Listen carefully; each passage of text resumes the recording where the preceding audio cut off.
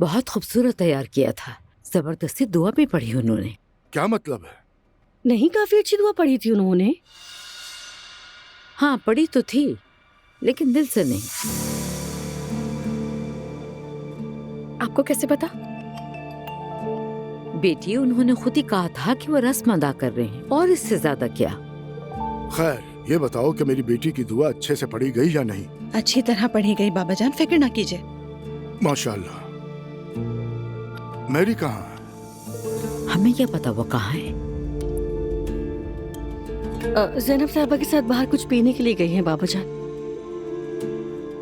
عبداللہ صاحب لگتا ہے آج آپ کو کھانا پسند نہیں آیا، آپ کو گھاس کھانی تھی۔ میں نے جو کہا تھا وہ کیا؟ ہاں انتظار کر رہے ہیں وہ۔ تم دونوں کیا سرگوشیاں کر رہے ہو؟ I'm sorry امی جان، بچے کی بات تھی بس۔ نور، تمہارا کام کیسا چل رہا ہے؟ اچھا چل رہا ہے بھائی، اللہ کا شکر ہے۔ کبھی آئے نا آپ لوگ؟ ایک بار بھی نہیں آئے وہاں؟ جی آپا ہم لوگ ضرور آئیں گے وہاں۔ آئیں گے بیٹی، سب مل کر آئیں گے۔ فراز کیسا ہے؟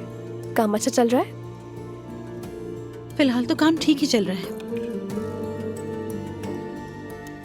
بہت اچھا لڑکا ہے ماشاءاللہ۔ امی اپنی زندگی میں ایک نئی شروعات کر رہی ہیں۔ اس کا کیا مطلب؟ اس کا مطلب ہے نائلہ دوبارہ آ گئی ہے ہمارے درمیان۔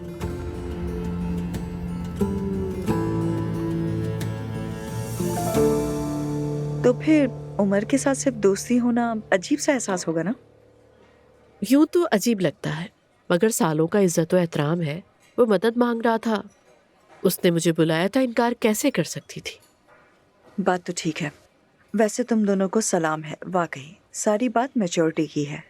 مثلا میں طلحہ کے ساتھ ایسا نہیں کر پاتی۔ دیکھو نا، جب سے میں نے طلحہ کی بیماری کی خبر سنی ہے اب تک خود کو سنبھال نہیں پائی۔